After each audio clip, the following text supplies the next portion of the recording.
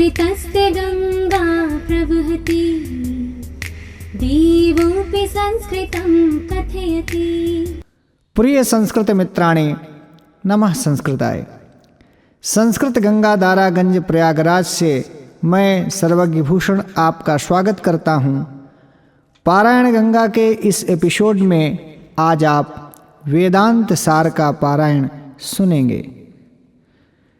श्रीमत् सदानंद योगींद्र विरचितः वेदांत सारः अखंडं सच्चिदानंदम् अवाङ्मनसगोचरम् आत्मानमखिलाधारम्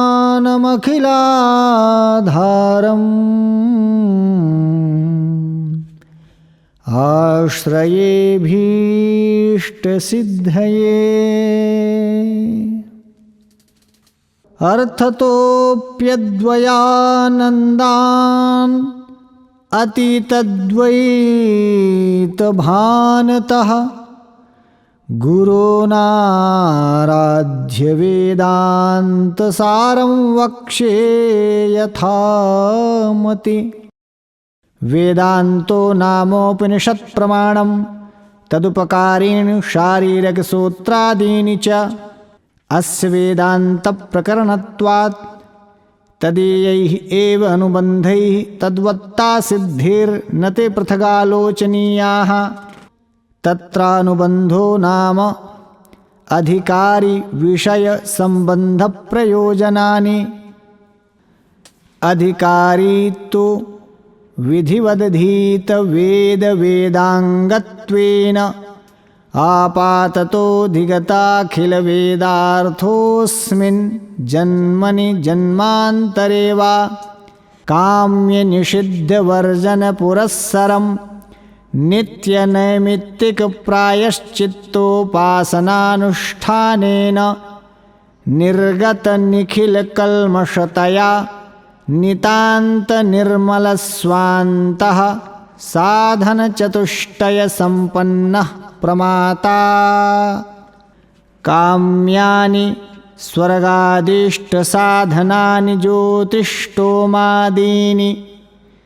निषिद्धानि नरकाद्यनिष्ट साधनानि ब्राह्मणहननादीनि नित्यान्यकरणे प्रत्यवाय साधनानि संध्यावन्दनादीनि नैमित्तिकानि पुत्रजन्माद्यनुबन्धीनि जातीष्ट्यादीनि प्रायश्चित्तानि पापक्षयसाधनानि चान्द्रायणादीनि उपासनानि सगुणब्रह्मविषयमानसव्यापाररूपाणि शाण्डिल्यविद्यादीनि। एतेषां नित्यादीनां बुद्धिशुद्धिः परं प्रयोजनम् उपासनानां तु चित्तैकाग्र्यम्। तमेतमात्मानं वेदानुवचनेन ब्राह्मणाः विविदिशन्ति यज्ञेन इत्यादिश्रुतेः। तपसा कल्मषं हन्ति इत्यादिस्मृतेश्च नित्यनैमित्तिकयोरुपासनानां च अवान्तरफलं पितृलोकसत्यलोकप्राप्तिः। कर्मणा पितृलोको विद्यया देवलोक इत्यादिश्रुतेः। साधनानि नित्यानित्यवस्तुविवेक इहामुत्रार्थफलभोगविराग समाधिखट्कसम्पत्ति मुमुक्षुत्वानि। नित्यानित्यवस्तुविवेकस्तावद् ब्रह्मैव नित्यं वस्तु ततोऽन्यद् अखिलम् अनित्यम् इति विवेचनम्।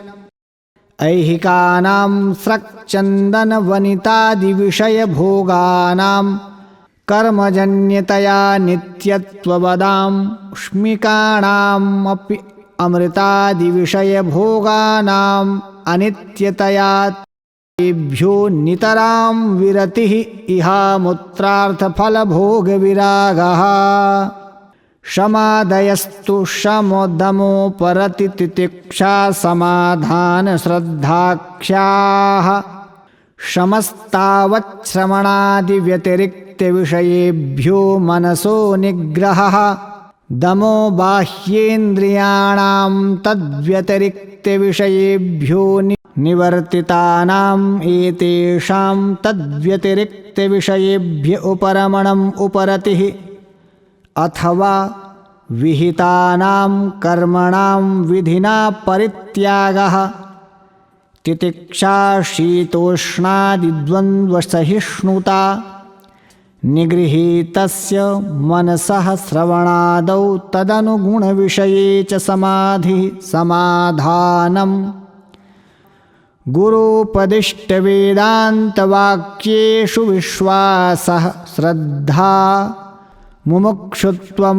मोक्षेच्छा एवं भूतः प्रमाताधिकारी शान्तो दान्त इत्यादि श्रुतेः उक्तञ्च प्रशान्तचित्ताय जितेन्द्रियाय च प्रहीणदोषाय यथोक्तकारिणे गुणान्वितायानुगताय सर्वदा प्रदेयमेतत् सकलं मुमुक्षवे। विषयो जीवब्रह्मैक्यं शुद्धचैतन्यं प्रमेयं तत्रैव वेदान्तानां तात्पर्यात् सम्बन्धस्तु तदैक्यप्रमेयस्य तत्प्रतिपादकोपनिषत्प्रमाणस्य च बोध्यबोधकभावलक्षणः प्रयोजनन्तु तदैक्यप्रमेयगताज्ञाननिवृत्तिः स्वस्वरूपानन्दावाप्तिश्च तरति शोकमात्मवित् इत्यादि श्रुतेः ब्रह्मवेद ब्रह्मैव भवति इत्यादि श्रुतेश्च अयमधिकारी जननमरणादि संसारानलसन्तप्तो दीप्तशिराजलराशिमिवोपहारपाणिः श्रोत्रियं ब्रह्मनिष्ठं गुरुमुपसृत्य तमनुसरति समित्पाणिः श्रोत्रियं ब्रह्मनिष्ठम् इत्यादि श्रुतेः स परमकृपयाध्यारोपापवादान्यायेनैनमुपदिशति तस्मै स विद्वानुपसन्नाय प्राह इत्यादि श्रुतेः असर्पभूतायां रज्जौ सर्पारोपवद् वस्तुन्यवस्त्वारोपोऽध्यारोपः वस्तु सच्चिदानन्दाद्वयं ब्रह्म अज्ञानादिसकलजडसमूहो वस्तु अज्ञानं तु सदसद्भ्यामनिर्वचनीयं त्रिगुणात्मकं ज्ञानविरोधिभावरूपं यत्किञ्चिदिति वदन्त्यहमज्ञेत्याद्यनुभवात् देवात्मशक्तिं स्वगुणैर्निगूढाम् इत्यादि श्रुतेश्च इदमज्ञानं समष्टिव्यष्टभिप्रायेणैकमनेकमिति च व्यवह्रियते तथा हि यथा वृक्षाणां समष्टिभिप्रायेण वनमित्येकत्वव्यपदेशो यथा वा जलानां समष्टिभिप्रायेण जलाशय इति तथा नानात्वेन प्रतिभासमानानां जीवगताज्ञानानां समष्टिभिप्रायेण तदेकत्वव्यपदेशः अजामेकामित्यादि श्रुतेः इयं समष्टिरुत्कृष्टोपाधितया विशुद्धसत्त्वप्रधाना एतदुपहितं चैतन्यं सर्वज्ञत्व सर्वेश्वरत्व सर्वनियन्त्रित्वादिगुणकमव्यक्तमन्तर्यामी जगत्कारणमीश्वर इति च व्यपदिश्यते। सकलाज्ञानावभासकत्वात् यः सर्वज्ञः सर्ववित् इति श्रुतेः। ईश्वरस्येयं समष्टिरखिलकारणत्वात् कारणशरीरमानन्दप्रचुरत्वात् कोशवदाच्छादकत्वाच्चानन्दमयकोशः सर्वोपरमत्वात् सुषुप्तिरत एव स्थूलसूक्ष्मप्रपञ्चलयस्थानमिति चोच्यते।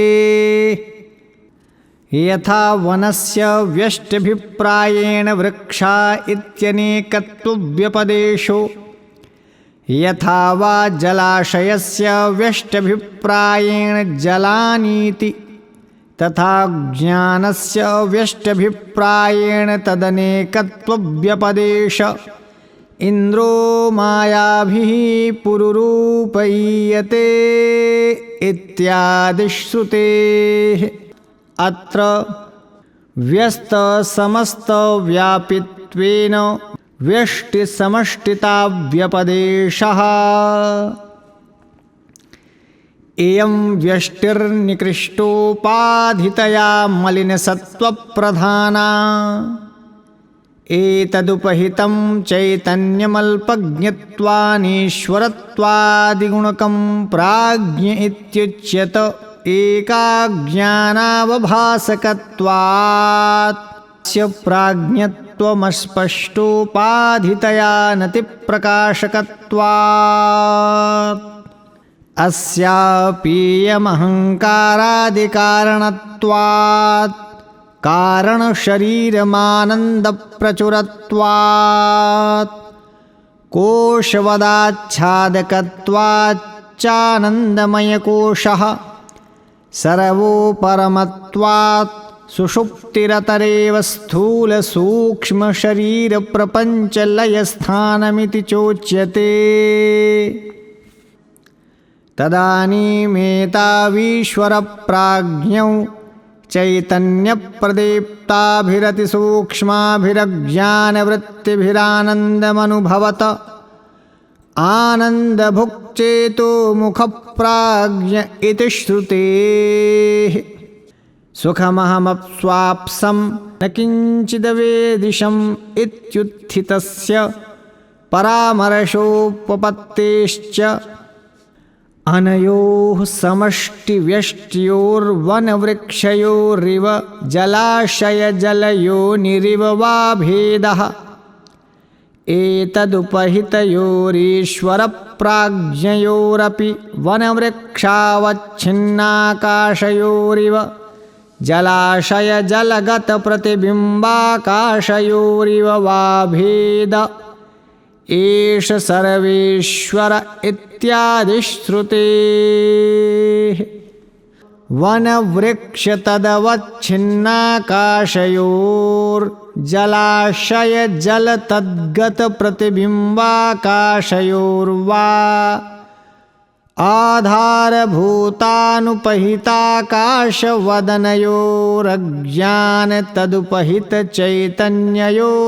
आधारभूतानुपहिताकाशवदनयोरज्ञानतदुपहितचैतन्ययोराधारभूतं यदनुपहितं चैतन्यं तदुत्तरीयमित्युच्यते। शिवमद्वैतं चतुर्थं मन्यन्त इत्यादिश्रुतेः। इदमेव तुरीयं शुद्धचैतन्यमज्ञानादितदुपहितचैतन्याभ्यां तप्तायः पिण्डवदविविक्तं सन्महावाक्यस्य वाच्यं विविक्तं संलक्ष्यमिति चोच्यते। अस्याज्ञानस्यावरणविक्षेपनामकमस्ति शक्तिद्वयम्।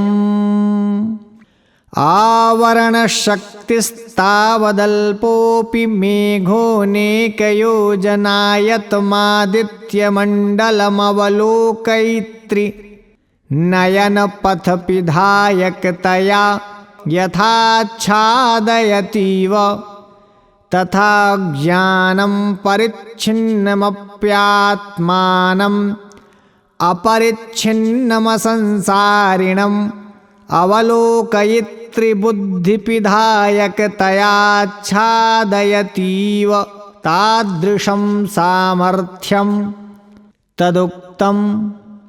घनच्छन्नदृष्टिर्घनच्छन्नमर्कं यथा मन्यते निष्प्रभं चातिमूढः तथा बद्धवद्भाति यो मूढदृष्टेः स नित्योपलब्धे स्वरूपोऽहमात्मा इति।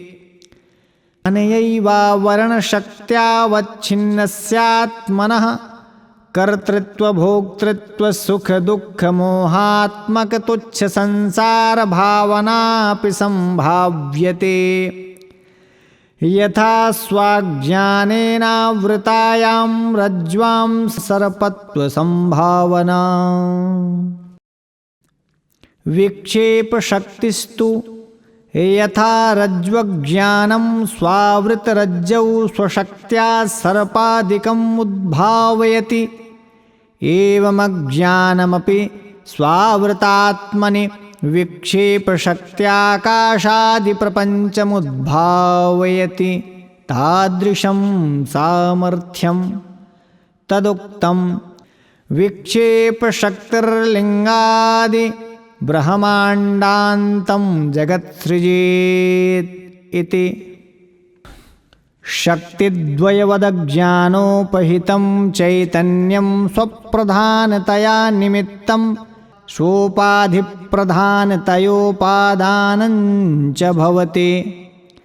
यथा लूता तन्तुकार्यं प्रति स्वप्रधानतया निमित्तं स्वशरीरप्रधानतयोपादानं च भवति। तमःप्रधानविक्षेपशक्तिमदज्ञानोपहितचैतन्यादाकाश आकाशाद्वायुर्वायोरग्निः अग्नेरापो अद्भ्यः पृथिवी चोत्पद्यते। तस्माद्वा एतस्मादात्मन आकाशः सम्भूतः इत्यादि श्रुतेः। तेषु जाड्याधिक्यदर्शनात् तमः प्राधान्यं तत्कारणस्य। तदानीं सत्वरजस्तमांसि कारणगुणप्रक्रमेण तेष्वाकाशादिषु उत्पद्यन्ते। एतान्येव सूक्ष्मभूतानि तन्मात्राण्यपञ्चीकृतानि चोच्यन्ते। एतेभ्यः सूक्ष्मशरीराणि स्थूलभूतानि चोत्पद्यन्ते। सूक्ष्मशरीराणि सप्तदशावयवानि लिङ्गशरीराणि। अवयवास्तु ज्ञानेन्द्रियपञ्चकं बुद्धिमनसि कर्मेन्द्रियपञ्चकं वायुपञ्चकं चेति। ज्ञानेन्द्रियाणि श्रोत्रत्वक्चक्षुर्जिह्वाघ्राणाख्यानि। एतान्याकाशादीनां सात्विकांशेभ्यो व्यस्तेभ्यः पृथक् पृथक् क्रमेणोत्पद्यन्ते। बुद्धिर्नाम निश्चयात्मिकान्तःकरणवृत्तिः। मनो नाम संकल्पविकल्पात्मिकान्तःकरणवृत्तिः। अनयोरेव चित्ताहङ्कारयोरन्तर्भावः। एते पुनराकाशादिगतसात्विकांशेभ्यो मिलितेभ्य उत्पद्यन्ते। एतेषां प्रकाशात्मकत्वात् सात्विकांशकार्यत्वम्। इयं बुद्धिज्ञानेन्द्रियैः सहिता विज्ञानमयकोशो भवति। अयंकर्तृत्व भोक्तृत्व सुखित्व दुःखित्वाद्य अभिमानित्वेन इहलोक परलोकगामी व्यावहारिको जीव इत्युच्यते।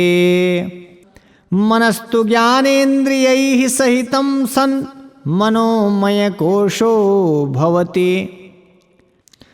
कर्मेन्द्रियाणि वाक्पाणिपादपायोपस्थाक्ष्यानि एतानि पुनराकाशादीनां रजोंशेभ्यो व्यस्तेभ्यः पृथक् पृथक् क्रमेणोत्पद्यन्ते। वायवः प्राणापानव्यानो दानसमानाः। प्राणो नाम प्राग्गमनवान्नासाग्रस्थानवर्ती। अपानो नाम वाग्गमनवान् पायव्वादिस्थानवर्ती। व्यानो नाम विश्वगमनवान्नखिलशरीरवर्ती। उदानो नाम कंठस्थानीय ऊर्ध्वगमनवानुत्क्रमणवायुः। समानो नाम शरीरमध्यगताश्रितपीतान्नादिसमीकरणकरः। केचित्तु नागकूर्मकृकलदेवदत्तधनञ्जयाख्याः पञ्चान्ये वायवाः सन्ति इति वदन्ति। तत्र नाग उद्गिरणकरः, कूर्म उन्मीलनकरः, कृकलः क्षुत्करः, देवदत्तो जृम्भणकरः, धनञ्जयः पोषणकरः। एतेषां प्राणादिष्वन्तर्भावात् प्राणादयः पञ्चैवेति केचित्।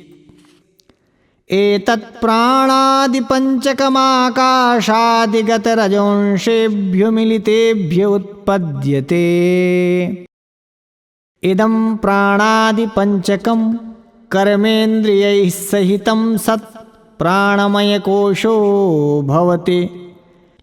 अस्य क्रियात्मकत्वेन रजोंशकार्यत्वम्।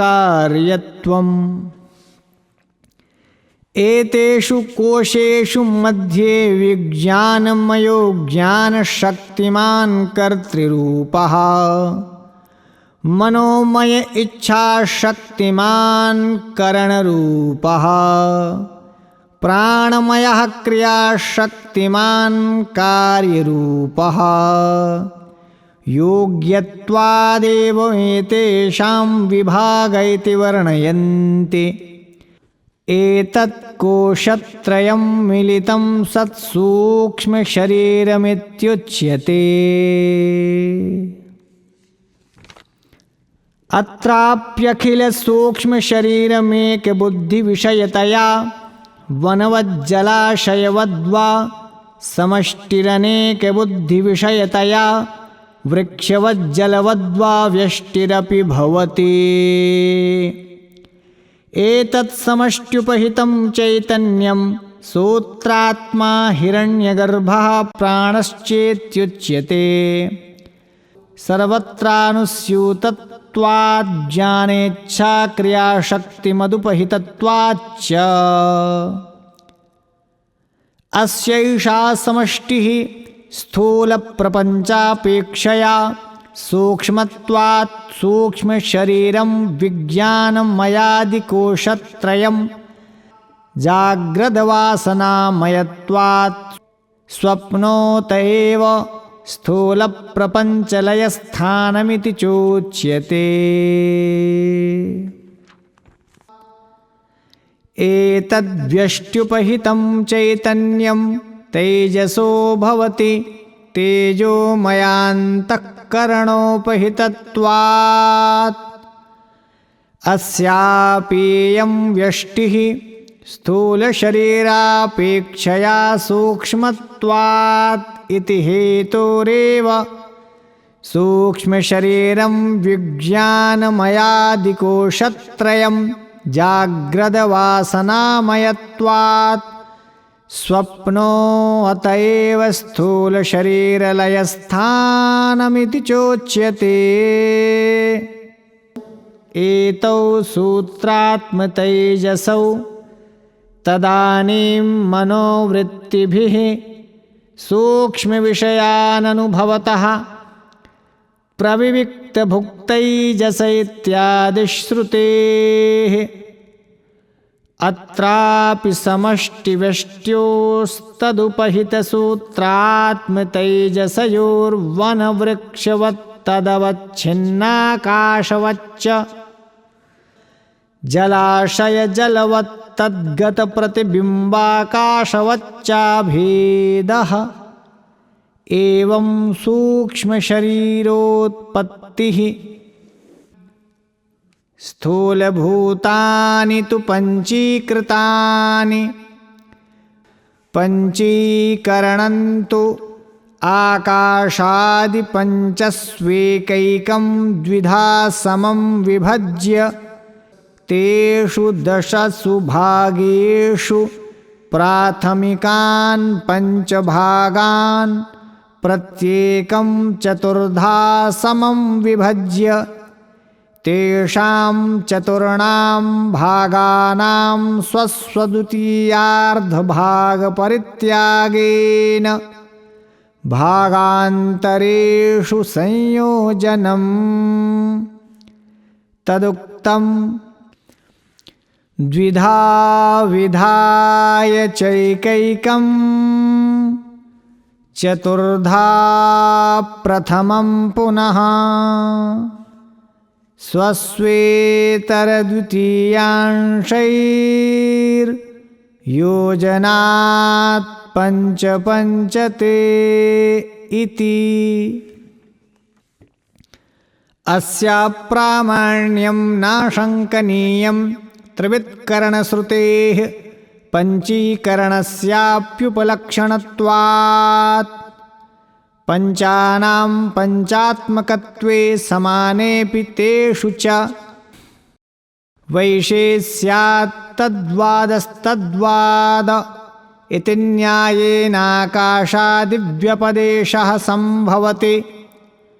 तदानीमाकाशे शब्दोऽभिव्यज्यते। वायौ शब्दस्पर्शावग्नौ शब्दस्पर्शरूपाण्यप्सु शब्दस्पर्शरूपरसाः पृथिव्यां शब्दस्पर्शरूपरसगन्धाश्च। एतेभ्यः पञ्चीकृतेभ्यो भूतेभ्यो भूर्भुवः स्वर्महर्जनस्तपः सत्यमित्येतन्नामकानाम् उपर्युपरि विद्यमानानाम् अतल वितल सुतल रसातल तलातल महातल पाताल नामकानाम् अधोधो विद्यमानानां लोकानां ब्रह्माण्डस्य तदन्तवर्ति चतुर्विधस्थूलशरीराणां तदुपचितानामन्नपानादीनां चोत्पत्तिर्भवति। चतुर्विधशरीराणि तु जरायुज अंडज उद्भिज स्वेदजाक्ष्यानि। जरायुजानि जरायुभ्यो जातानि मनुष्यपश्वादीनि। अंडजान्यंडेभ्यो जातानि पक्षिपन्नगादीनि। उद्भिज्यानि भूमिमुद्भिद्य जातानि कक्षवृक्षादीनि। स्वेदजानि स्वेदेभ्यो जातानि यूकामशकादीनि। अत्रापि चतुर्विध सकल स्थूल शरीरमेकानेक बुद्धि विषयतया वनवज्जलाशयवद्वा समष्टिर्वृक्षवज्जलवद्वा व्यष्टिरपि भवति। एतत् समष्ट्युपहितं चैतन्यं वैश्वानरो विराट् इति चोच्यते। सर्वनराभिमानित्वाद्विविधं राजमानत्वाच्च। अस्यैषा समष्टिः स्थूलशरीरमन्यविकारत्वात् अन्नमयकोशः। स्थूलभोगायतनत्वाच्च स्थूलशरीरं जाग्रदिति च व्यपदिश्यते। एतद्व्यष्ट्युपहितं चैतन्यं विश्व इत्युच्यते। सूक्ष्मशरीराभिमानम् अपरित्यज्य स्थूलशरीरादिप्रविष्टत्वात् अस्याप्येषा व्यष्टिः स्थूलशरीरमन्नविकारत्वादेव हेतोः अन्नमयकोशो जाग्रदिति चोच्यते। तदानीमेतौ विश्ववैश्वानरौ दिग्वातार्कवरुणाश्विभिः क्रमान्नियन्त्रितेन श्रोत्रादीन्द्रियपञ्चकेन क्रमाच्छब्दस्पर्शरूपरसगन्धान् अग्नीन्द्रोपेन्द्रयमप्रजापतिभिः क्रमान्नियन्त्रितेन वागादीन्द्रियपञ्चकेन क्रमाद्वचन आदानगमनविसर्गानन्दान् चन्द्रचतुर्मुखशङ्कराच्युतैः क्रमान्नियन्त्रितेन मनोबुद्ध्यहङ्कारचित्ताख्येन अन्तरिन्द्रियचतुष्केण क्रमात् संकल्पनिश्चय अहङ्कार्यचैतांश्च सर्वानेतान् स्थूलविषयान् अनुभवतो जागरितस्थानो बहिष्प्रज्ञ इत्यादि श्रुतेः। अत्राप्यनयोः स्थूलव्यष्टिसमष्ट्योस्तदुपहितविश्ववैश्वानरयोश्च वनवृक्षवत्तदवच्छिन्नाकाशवच्च जलाशयजलवत्तद्गतप्रतिबिम्बाकाशवच्च पूर्ववदभेदः। एवं पञ्चीकृतपञ्चभूतेभ्यः स्थूलप्रपञ्चोत्पत्तिः। एतेषां स्थूलसूक्ष्मकारणप्रपञ्चानामपि समष्टिरेको महान् प्रपञ्चो भवति। यथा वान्तरवनानां समष्टिरेकं महद्वनं भवति, यथा वा वान्तरजलाशयानां समष्टिरेको महान् जलाशयः।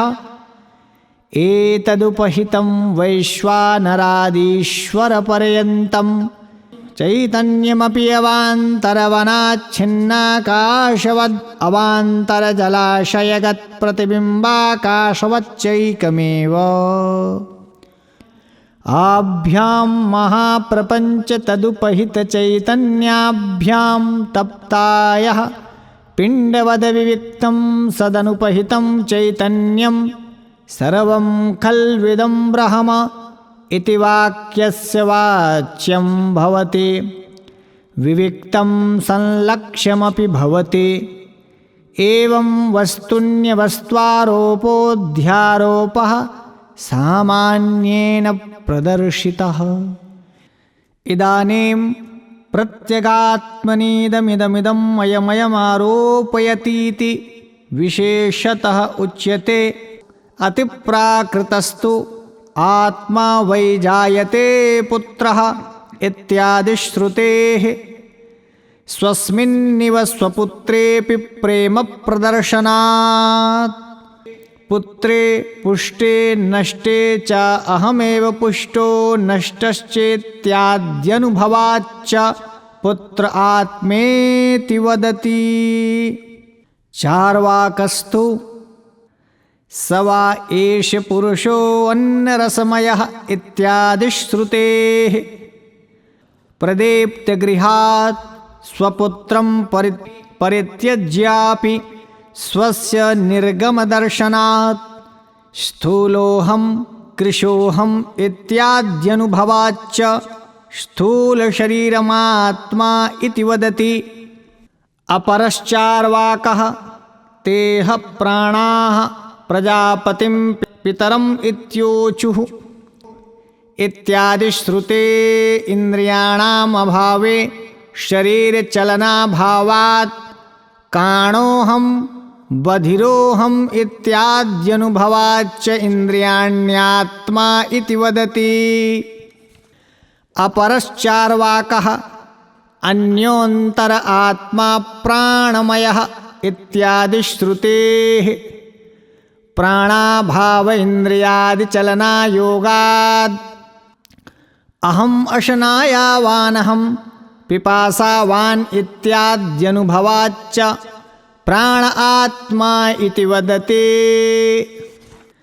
अन्यस्तु चार्वाकः अन्योन्तर आत्मा मनोमयः इत्यादि श्रुतेः मनसि सुप्ते प्राणादेरभावादहं संकल्पवान् अहं विकल्पवान् इत्याद्यनुभवाच्च मन आत्मा इति वदते। बौद्धस्तु अन्योन्तर आत्मा विज्ञानमयः इत्यादि श्रुतेः कर्तुरभावे करणस्य शक्त्यभावाद् अहं कर्ता अहं भोक्ता इत्याद्यनुभवाच्च बुद्धिरात्मा इति वदति। प्राभाकरतार्किकौ तु अन्योन्तर आत्मानन्दमयः इत्यादि श्रुतेर्बुद्ध्यादीनामज्ञाने लयदर्शनात् अहम् अज्ञो अहं ज्ञानी इत्याद्यनुभवाच्च अज्ञानमात्मा इति वदतः। भाट्टस्तु प्रज्ञानघन एवानन्दमयः इत्यादि श्रुतेः सुषुप्तौ प्रकाशसद्भावान् माम् अहं न जानामि इत्याद्यनुभवाच्च अज्ञानोपहितं चैतन्यम् आत्मा इति वदति। अपरो बौद्धः असदेवेदमग्र आसीत् इत्यादि श्रुतेः सुषुप्तौ सर्वाभावाद् अहं सुषुप्तौ नासमित्युत्थितस्य स्वभावपरामर्शविषयानुभवाच्च शून्यमात्मा इति वदते। एतेषां पुत्रादीनाम् अनात्मत्वमुच्यते। एतै अतिप्राकृतादिवादिभिरुक्तेषु श्रुतियुक्त्यनुभवाभासेषु पूर्वपूर्वोक्तश्रुतियुक्त्यनुभवाभासानामुत्तरोत्तरश्रुतियुक्त्यनुभवाभासैर्बाधदर्शनात् पुत्रादीनाम् अनात्मत्वं स्पष्टमेव। किञ्च प्रत्यगस्थूलो अचक्षुरप्राणो अमना अकर्ता चैतन्यं चिन्मात्रं सादित्यादिप्रबलश्रुतिविरोधात् अस्य पुत्रादिशून्यपर्यन्तस्य जडस्य चैतन्यभास्यत्वेन घटादिवदनित्यत्वात् अहं ब्रह्म इति विद्वद्वनुभवप्राबल्याच्च तत्तच्छ्रुतियुक्त्यनुभवाभासानां बाधितत्वादपि पुत्रादिशून्यपर्यन्तमखिलमनात्मैव। अतस्तत्तद्भासकं नित्यशुद्धबुद्धमुक्तसत्यस्वभावं प्रत्यक्षचैतन्यमेवात्मस्त्विति वेदान्तविदनुभवः एवमध्यारोपः। अपवादो नाम रज्जुविवर्तस्य सर्पस्य रज्जुमात्रत्ववद्वस्तु विवर्तस्य अवस्तुनो अज्ञानादेः प्रपञ्चस्य वस्तुमात्रत्वं तदुक्तं सतत्वतोऽन्यथा प्रथा विकार इत्युदीरितः अतत्वतोऽन्यथा प्रथा विवर्त इत्युदाहृतः इति। तथा हि एतद्भोगायतनं चतुर्विधसकलस्थूलशरीरजातम् एतद्भोग्यरूपान्नपानादिकम् एतदायतनभूतभूरादिचतुर्दश भुवनान्येतदायतनभूतं ब्रह्माण्डं चैतत्सर्वमेतेषां कारणरूपं पञ्चीकृतभूतमात्रं भवति। एतानि शब्दादिविषयसहितानि पंचीकृतानि भूतानि सूक्ष्मशरीरजातं चैतत्सर्वमेतेषां कारणरूपा पंचीकृतभूतमात्रं भवति। एतानि सत्त्वादिगुणसहितान्यपञ्चीकृतान्युत्पत्तिवित्क्रमेणैतत्कारणभूताज्ञानोपहितचैतन्यमात्रं भवति। एतदज्ञानमज्ञानोपहितं चैतन्यं चेश्वरादिकमेतदाधारभूतानुपहितचैतन्यरूपं तुरीयं ब्रह्ममात्रं भवति। आभ्याम् अध्यारोपापवादाभ्यां तत्त्वं पदार्थशोधनमपि सिद्धं भवति। तथा हि अज्ञानादिसमष्टिरेतदुपहितं सर्वज्ञत्वादिविशिष्टं चैतन्यमेतदनुपहितं चैतत्रयं तप्तायः पिण्डवदेकत्वेनावभासमानं तत्पदवाच्यार्थो भवति। एतदुपाध्युपहिताधारभूतम् अनुपहितं चैतन्यं तत्पदलक्ष्यार्थो भवति। अज्ञानादिव्यष्टिरेतदुपहिताल्पज्ञत्वादिविशिष्टचैतन्यमेतदनुपहितं चैतत्रयं तप्तायः पिण्डवदेकत्वेनावभासमानं त्वं पदवाच्यार्थो भवति। एतदुपाध्युपहिताधारभूतमनुपहितं प्रत्यगानन्दं तुरीयं चैतन्यं त्वं पदलक्ष्यार्थो भवति। अथ महावाक्यार्थो वर्ण्यते। इदं तत्त्वमसि वाक्यं सम्बन्धत्रयेण खण्डार्थबोधकं भवति।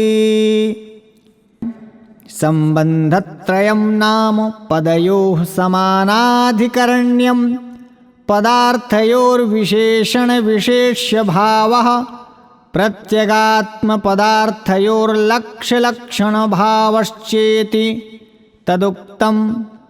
समानाधिकरण्यञ्च विशेषणविशेष्यता लक्ष्यलक्षणसम्बन्धः पदार्थप्रत्यगात्मनाम् इति।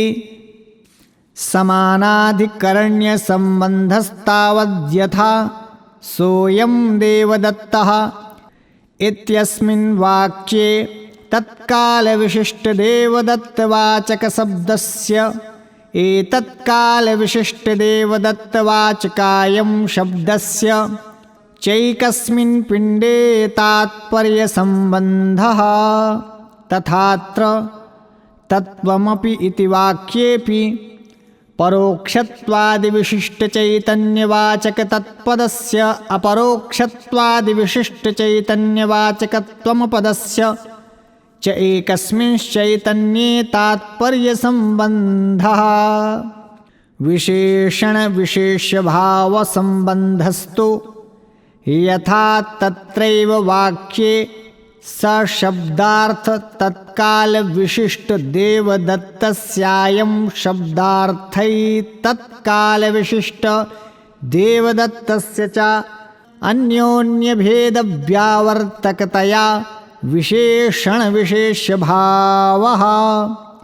तथात्रापि वाक्ये तत्पदार्थपरोक्षत्वादिविशिष्टचैतन्यस्य त्वं पदार्थापरोक्षत्वादिविशिष्टचैतन्यस्य चान्योन्यभेदव्यावर्तकतया विशेषणविशेष्यभावः। लक्ष्यलक्षणसम्बन्धस्तु यथा तत्रैव वाक्ये सशब्दायं शब्दयोस्तदर्थयोर्वा विरुद्ध तत्कालैतत्कालविशिष्टत्वपरित्यागेन अविरुद्धदेवदत्तेन सह लक्ष्यलक्षणभावः। तथात्रापि वाक्ये तत्त्वं पदयोस्तदर्थयोर्वा विरुद्धपरोक्षत्व अपरोक्षत्वादिविशिष्टत्वपरित्यागेन अविरुद्धचैतन्येन सह लक्ष्यलक्षणभावः इयमेव भागलक्षणा इत्युच्यते। अस्मिन् वाक्ये नीलमुत्पलम् इति वाक्यवद् वाक्यार्थो न संगच्छते। तत्र तु नीलपदार्थनीलगुणस्योत्पलपदार्थोत्पलद्रव्यस्य च शौक्ल्यपटादिभेदव्यावर्तकतयान्योन्यविशेषणविशेष्यभावसंसर्गस्य अन्यतरविशिष्टस्यान्यतरस्य तदैक्यस्य वा वाक्यार्थत्वाङ्गीकारे प्रमाणान्तरविरोधाभावात् तद्वाक्यार्थः संगच्छते। अत्र तु तदर्थपरोक्षत्वादिविशिष्टचैतन्यस्य त्वमर्थापरोक्षत्वादिविशिष्टचैतन्यस्य चान्योन्यभेदव्यावर्तकतया विशेषणविशेष्यभावसंसर्गस्यान्यतरविशिष्टस्यान्यतरस्य तदैक्यस्य वा वाक्यार्थत्वाङ्गीकारे प्रत्यक्षादिप्रमाणविरोधात् वाक्यार्थो न संगच्छते। तदुक्तम् संसर्गो वा विशिष्टो वा वाक्यार्थो नात्र सम्मतः अखण्डैकरसत्वेन वाक्यार्थो विदुषां मतः इति। अत्र गंगायां घोषः प्रतिवसति इति वाक्यवज्जहल्लक्षणापि न संगच्छते। तत्र तु गंगाघोषयोराधाराधेयभावलक्षणस्य वाक्यार्थस्याशेषतो विरुद्धत्वात् वाक्यार्थमशेषतः परित्यज्य तत्सम्बन्धितीर्लक्षणाया युक्तत्वात् जहल्लक्षणा संगच्छते। अत्र तु परोक्षत्वापरोक्षत्वादिविशिष्टचैतन्यैकत्वलक्षणस्य वाक्यार्थस्य भागमात्रे विरोधात् भागान्तरम् अपि परित्यज्यान्यलक्षणाया अयुक्तत्वात् जहल्लक्षणा न संगच्छते। न च गंगापदं स्वार्थपरित्यागेन तीरपदार्थं यथा लक्षयति तथा तत्पदं त्वं पदं वा स्वार्थपरित्यागेन त्वं पदार्थं तत्पदार्थं वा लक्षयत्वतः कुतो जहल्लक्षणा न संगच्छत इति वाच्यम्। तत्र तीरपदाश्रवणेन तदर्थाप्रतीतौ लक्षणया तत्प्रतीत्यपेक्षयामपि तत्त्वं पदयोः श्रूयमाणत्वेन तदर्थप्रतीतौ लक्षणया पुनरन्यतरपदेनान्यतरपदार्थप्रतीत्यपेक्षाभावात्। अत्र शोणो धावति इति वाक्यवद् अजहल्लक्षणापि न संभवति। तत्र शोणगुणगमनलक्षणस्य वाक्यार्थस्य विरुद्धत्वात् तत् अपरित्यागेन तदाश्रयाश्वादिलक्षणया तद्विरोधपरिहारसंभवात् अजहल्लक्षणा संभवति। अत्र तु परोक्षत्वापरोक्षत्वादिविशिष्टचैतन्यत्वलक्षणस्य वाक्यार्थस्य विरुद्धत्वात् तद् अपरित्यागेन तत्सम्बन्धिनो यस्य कस्यचिदर्थस्य लक्षितत्वेपि तद्विरोधपरिहार असंभवात् अजहल्लक्षणा न संभवत्येव। न च तत्पदं त्वं पदं वा स्वार्थविरुद्धांशपरित्यागेनांशान्तरसहितं त्वं पदार्थं तत्पदार्थं वा लक्षयत्वतः कथं प्रकारान्तरेण भागलक्षणाङ्गीकरणम् इति वाच्यम्। एकेन पदेन स्वार्थांशपदार्थान्तरो भयलक्षणाया असम्भवात् पदान्तरेण तदर्थप्रतीतौ लक्षणया पुनस्तत्प्रतीत्यपेक्षा भावाच्च तस्माद्यथा सोऽयं देवदत्तः इति वाक्यं तदर्थो वा तत्कालविशिष्टदेवदत्तलक्षणस्य वाक्यार्थस्यांशे विरोधात् विरुद्धतत्कालैतत्कालविशिष्टत्वांशं परित्यज्य विरुद्धं देवदत्तांशमात्रं लक्षयति। तथा तत्त्वमसि इति वाक्यं तदर्थो वा परोक्षत्वापरोक्षत्वादिविशिष्टचैतन्यैकत्वलक्षणस्य वाक्यार्थस्यांशे विरोधात् विरुद्धपरोक्षत्वापरोक्षत्वादिविशिष्टत्वांशं परित्यज्य अविरुद्धमखण्डचैतन्यमात्रं लक्षयतीति। अथाधुना अहं ब्रह्मास्मि इत्यनुभववाक्यार्थो वर्ण्यते। एवमाचार्येणाध्यारोपापवादपुरस्सरं तत्त्वं पदार्थौ शोधयित्वा वाक्येन अखण्डार्थे अवबोधिते अधिकरिणो अहं नित्य शुद्ध बुद्ध मुक्त सत्यस्वभाव परमानन्दानन्ताद्वयं ब्रह्मास्मि इत्यखण्डाकाराकारिता चित्तवृत्तिरुदेति। सा तु चित्प्रतिबिम्बसहिता सति प्रत्यग्भिन्नमज्ञातं परं ब्रह्म विषयीकृत्य तद्गताज्ञानमेव बाधते। तदा पटकरणतन्तुदाहे पटदाहवद अखिलकार्यकारणे ज्ञाने बाधिते सति तत्कार्यस्याखिलस्य बाधितत्वात् तदन्तरभूता खण्डाकाराकारिता चित्तवृत्तिरपि बाधिता भवति। तत्र प्रतिबिम्बितं चैतन्यमपि यथा दीपप्रभादित्यप्रभावभासना समर्था सति तयाभिभूता भवति तथा स्वयं प्रकाशमानप्रत्यग्भिन्नपरब्रह्मावभासना अनर्हतया तेनाभिभूतं सत् स्वोपाधिभूता खण्डचित्तवृत्तेर्बाधितत्वात् दर्पणाभावे मुखप्रतिबिम्बस्य मुखमात्रत्ववत् प्रत्यग्भिन्नपरब्रह्ममात्रं भवति। एवञ्च सति मनसैवानुद्रष्टव्यं यन्मनसा न मनुते इत्यनयोः श्रुत्योरविरोधो वृत्तिव्याप्यत्वाङ्गीकारेण फलव्याप्यत्वप्रतिषेधप्रतिपादनात् तदुक्तम्। फलव्याप्यत्वमेवास्य शास्त्रकृद्भिर्निवारितम् इति ब्रह्मण्यज्ञाननाशाय वृत्तिव्याप्तिरपेक्षिता स्वयं प्रकाशमानत्वान्नाभाष उपयुज्यते इति च जडपदार्थाकाराकारितचित्तवृत्तेर्विशेषोऽस्ति।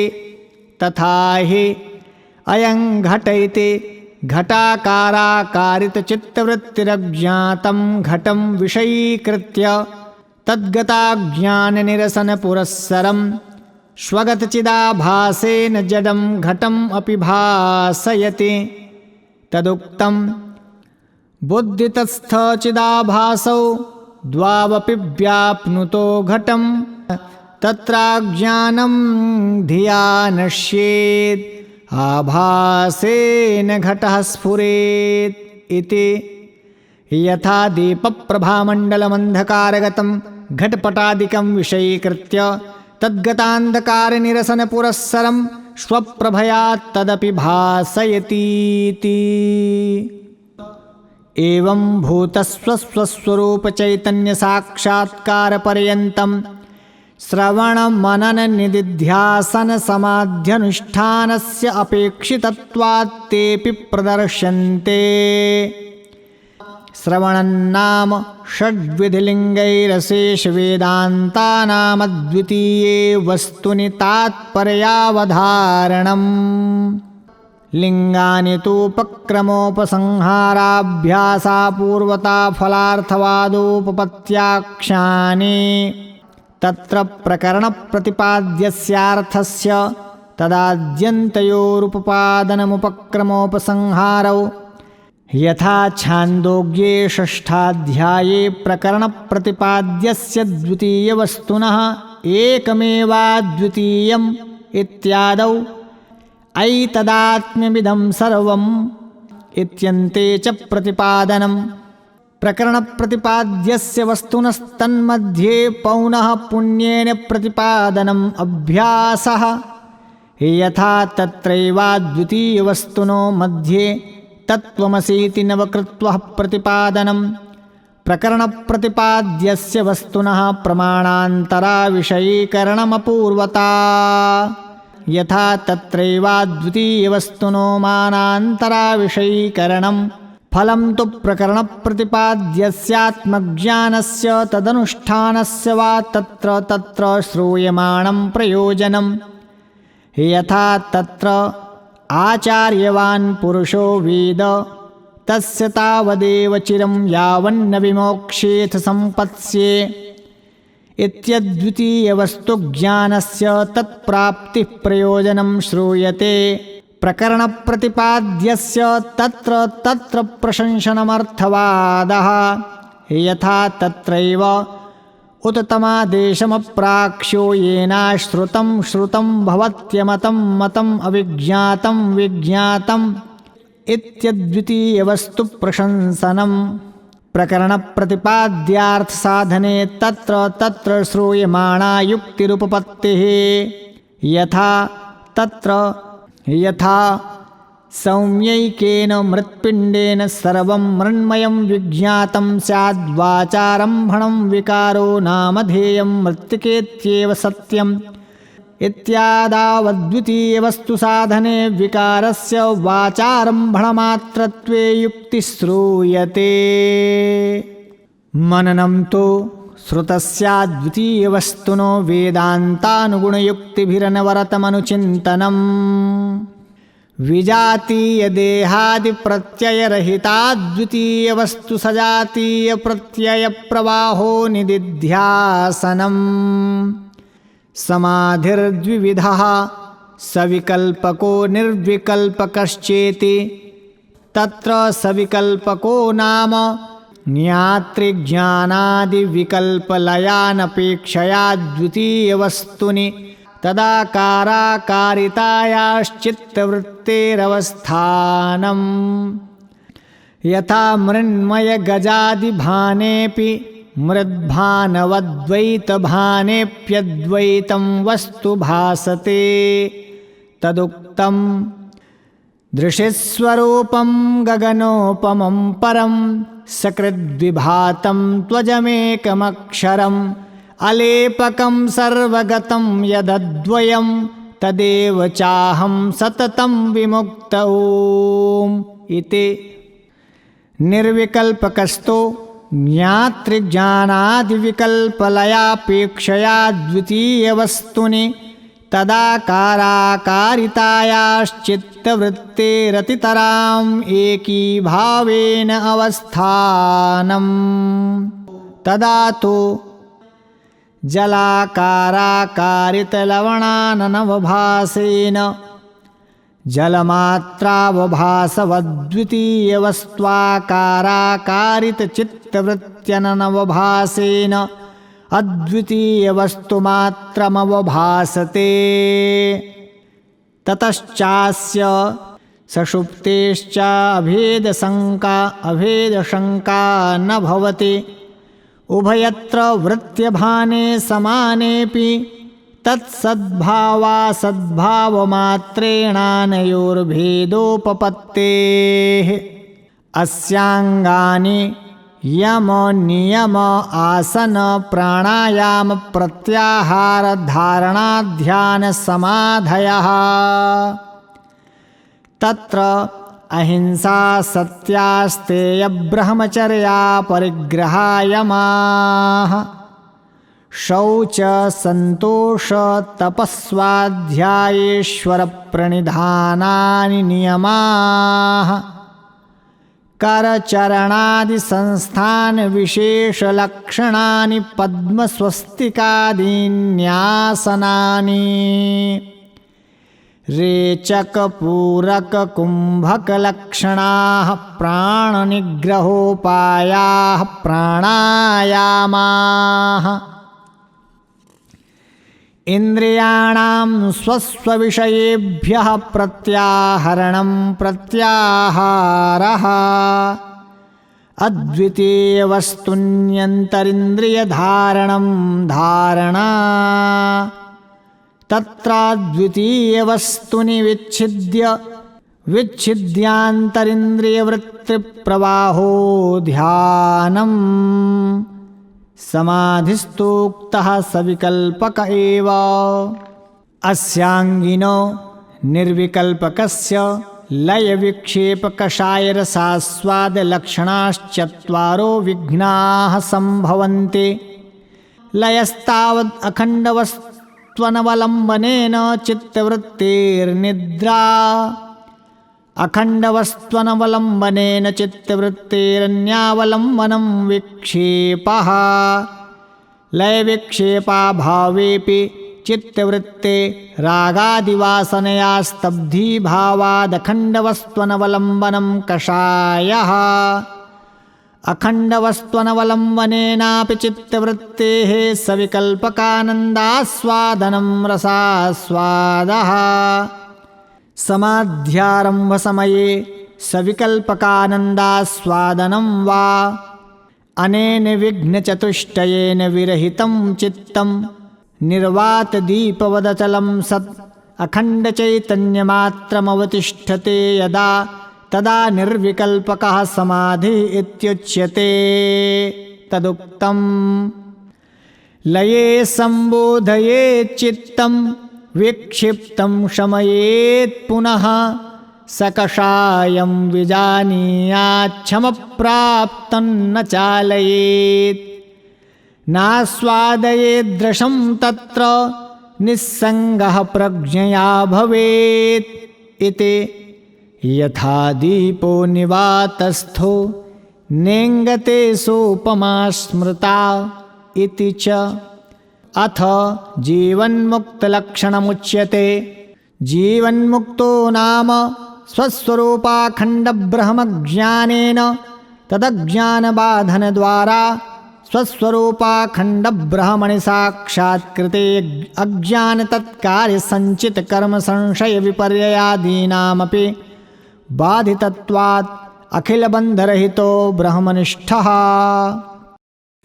भिद्यते हृदयग्रन्थिश्छिद्यन्ते सर्वसंशयाः क्षीयन्ते चास्य कर्माणि तस्मिन् दृष्टे परावरे इत्यादिश्रुतेः अयन्तो व्युत्थानसमये मांसशोणितमूत्रपुरीषादिभाजनेन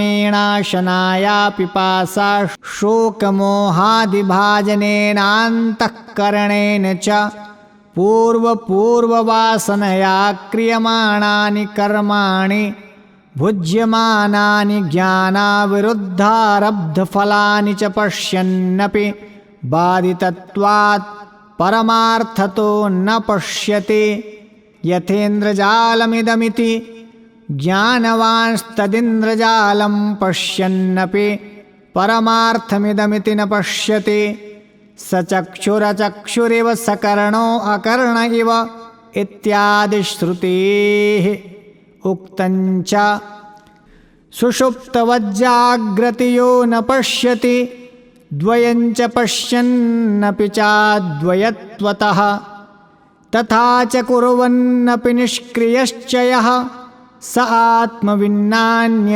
इतीह निश्चयः इति अस्य ज्ञानात् पूर्वं विद्यमानानामेव आहारविहारादीनाम् अनुवृत्तिवच्छुभवासनानामेवानुवृत्तिर्भवति शुभाशुभयोरौदासीन्यं वा तदुक्तम्।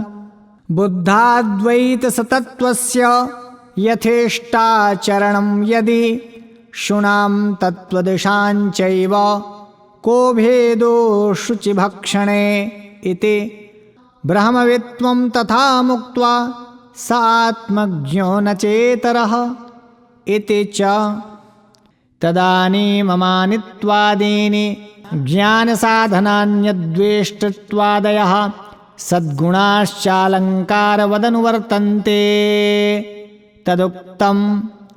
उत्पन्नात्मावबोधस्य ह्यद्वेष्टृत्वादयो गुणाः अयत्नतो भवन्त्यस्य न तु साधनरूपिणः इति। किं बहुनायं देहयात्रा मात्रार्थमिच्छानिच्छा परेच्छा प्रापितानि सुखदुःखलक्षणान्यारब्धफलान्यनुभवन्नन्तःकरणाभासादीनाम् अवभासकः संस्तदवसाने प्रत्यगानन्दपरब्रह्मणि प्राणे लीने सत्यज्ञानतत्कार्यसंस्काराणामपि विनाशात् परमकैवल्यमानन्दैकरसमखिल भेदप्रतिभासरहितमखण्डब्रह्मावतिष्ठते। न तस्य प्राणा उत्क्रामन्ते अत्रैव समलीयन्ते विमुक्तश्च विमुच्यते इत्यादि श्रुतेः। इति श्रीमत्परमहंसपरिव्राजकाचार्यः सदानन्दविरचितो वेदान्तसारः समाप्तः। नमः संस्कृताय।